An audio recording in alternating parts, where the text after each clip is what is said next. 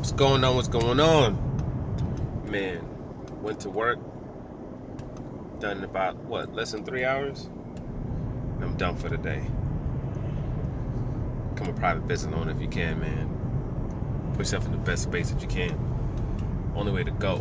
But anyways, let's get into some boxing. Yo, so, been a lot of talk that's going on lately about the fact that, like Bob Arum kind of, put it out there, like, oh, we're still trying to make the Manny fight happen, which is all bullish. But if not, then hey, we're gonna just, we're gonna see about making Kell Brooks happen. So the question is, everybody's been talking about, left and right about, if Kell Brooks is the right fight and if that's the person that he should fight and things of that nature. Because he's been out for a very long time. He hasn't fought at 147 in God knows how long. The last couple of performances that he's come out with have been very sporadic. He hasn't looked necessarily that good. Looked a little bit shaky. You know what I mean? So people are, wondering, like, is it even something that, people will look forward to? To be honest, I don't know if people should even be going that far deep into it. Like, me personally, I don't see how that fight even gets made. I think that just might be BS talk, to be honest, about, making this particular fight happen. I'm still thinking that the person that he's going to fight is going to be one of the Eastern European fighters from Top Rank. Even the one that lost his belt, he's supposed to be fighting again soon. Off of, him failing, tests, he's supposed to be fighting again. PED test, failed that, he lost his belt, and he's supposed to be fighting again. So it could even be him, possibly, depending on when he's fighting. But I don't see how it could be Kell Brooks, just due to the fact that, you couldn't even get that fight done before everything popped off. Before all the stuff that's going on right now, you couldn't make the fight then, and he's still under Eddie Hearn. Eddie Hearn's trying to get the absolute max dollar that he can for his fights. That's what his focus is on. So to put him into a fight like that, of that magnitude, for low money, basically, because there's no gate. You're not going to be making any kind of gate money off of that. Would Eddie Hearn even do that? I don't know. Where's Bob Arum going to get the money to bring him over there to fight to begin with? You supposedly don't even have the money to pay Keith Thurman. You don't have the money to pay Sean Porter. You didn't even give Ugas a call. A fight that people really thought could be made. Didn't even make any attempt to fight Ugas. Which is all right, whatever. Like I said, he'll beat Ugas. I don't think that Ugas beats him, but I think it's a fight where Terrence Crawford doesn't look as spectacular as he's been looking. He doesn't look as, I guess you could say even invincible, whatever it is. He doesn't look as spectacular as he's been looking. He looks a whole lot more human. And then fights against the Sean Porters, all these other type of fighters start to look a whole lot closer, So it's just a dangerous fight to do. And Top Rank really isn't in that business at all, unless it's in-house, So I don't know. Me personally, I don't see how that fight would be made. I just don't think, they would obviously out of nowhere now give this man the funds that it would take for him to fight. I don't see them putting up those funds that it'll take for him to fight at all. They're not the type to invest in Bud like that. They're not the type to be like, all right, we're just going to put this money up. If we take an L, we're going to take an L, but we're going to take this risk. We're going to take this risk. And they put some money up when it came to Amir Khan because they thought that they could, make that bread back when it came to Amir Khan, and things didn't work out with that. Didn't work out with that at all. So are they going to do it again? I don't think so. I don't see that happening again.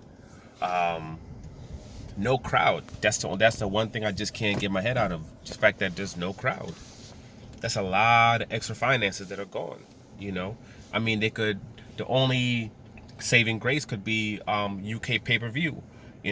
That's the only reason why I would see them, doing a fight like that. But Kell Brooks hasn't been in the public eye really for a while. He hasn't really been. It's not like he has this momentum, this flow that's going on, where it would put the UK fans into this mental space where they believe that, he could win this fight.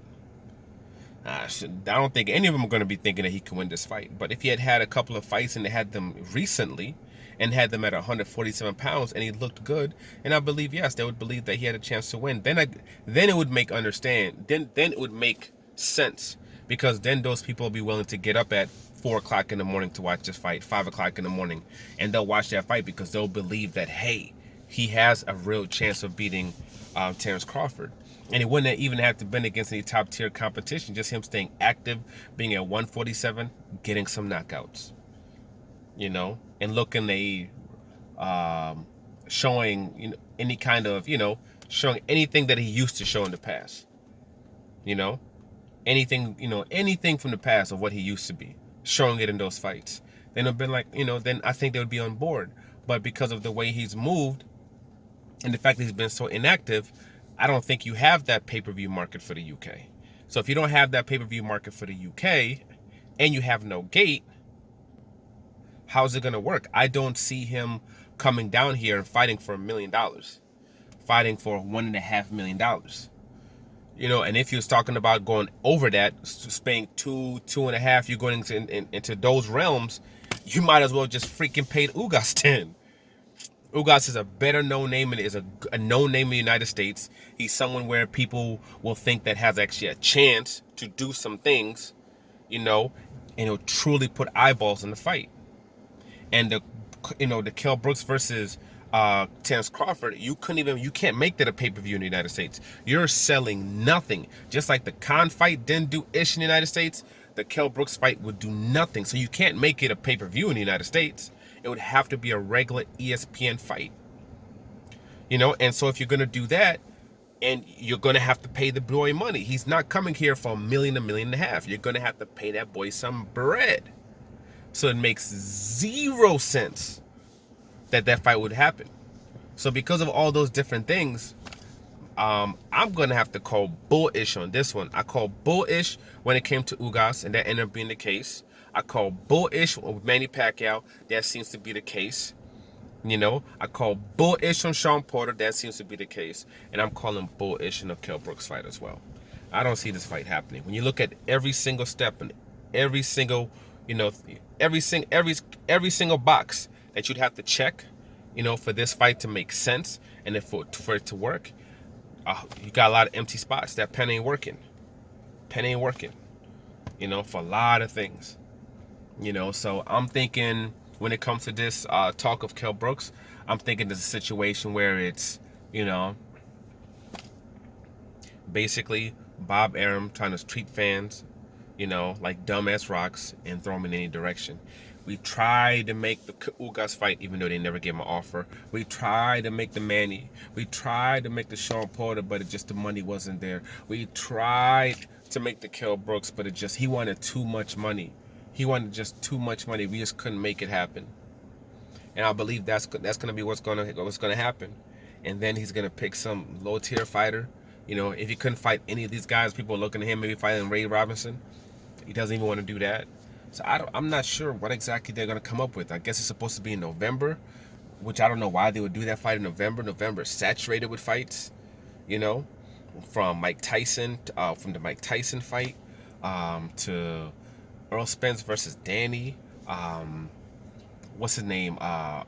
Areola is supposed to be fighting Andy Ruiz on that month as well. Like, you end up fighting whoever you're going to fight on the same day as them, and they're fighting on Fox, you're effed. That's good luck. Good luck with that one. But we'll see what happens, in the next couple of weeks as everything kind of just pans out. But for now, like, subscribe, share. I'm out. And I hope I'm wrong, too. I hope he actually can get a fight, like a real fight. Me personally, I don't want him to find a Kell Brooks, but it's like, at least get something, man.